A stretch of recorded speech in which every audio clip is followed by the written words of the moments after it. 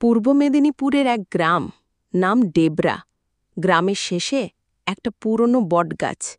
লোকেরা বলে ওটা অভিশপ্ত। সন্ধে নামলেই কেউ আর ওদিকে যায় না। কথিত আছে অনেক বছর আগে সে গাছের নিচে এক নববধূর আত্মহত্যা হয়। তারপর থেকেই শুরু অদ্ভুত আওয়াজ, ছায়ার নড়াচড়া আর মাঝরাতে কুকুরের হাউ-হাউ। নতুন স্কুল টিচার সারন্তিকা কলকাতা থেকে এসেছেন। এসব কুসংস্কারে বিশ্বাস করেন না। শোনার পর হাসলেন। আত্মা কোথায় থাকে না কোথায় যায় ও তো মনের গল্প। কিন্তু প্রথম রাতেই ওর ভাড়া বাড়ির পাশের জানালায় লাল শাড়ি পরা এক নারীকে দাঁড়িয়ে থাকতে দেখলেন।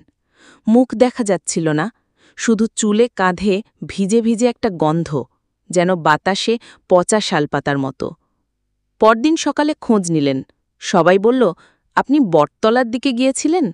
কারা জানে, হয়তো উনি আপনাকে চিনে ফেলেছেন, এখন সহজে ছাড়বেন না। কদিন সব ঠিকঠাক চলছিল। এক রাতে সায়ন্তিকা স্বপ্নে দেখলেন লাল শাড়ি পরা সেই নারী তাকে ডাকছে, তুই এসেছিস, আমাকে মুক্তি দিবি? ঘুম ভাঙল ভোরবেলা, ঘর ভর্তি শিউলি ফুলের গন্ধ, অথচ জানালা বন্ধ ছিল। সায়ন্তিকা এবার ঠিক করলেন বটতলার কাছে যাবেন। দিন দুপুরে গেলেন। বটগাছের গোড়ায় মাটি খুঁড়তেই একটা পুরনো সিঁদুরের কৌটো, কাঁচের চুড়ি আর একটা ছেঁড়া চিঠি পেলেন। রাখাল, তুই কথা রাখিসনি, আমি কিন্তু আসব, যতদিন না তুই ফিরিস।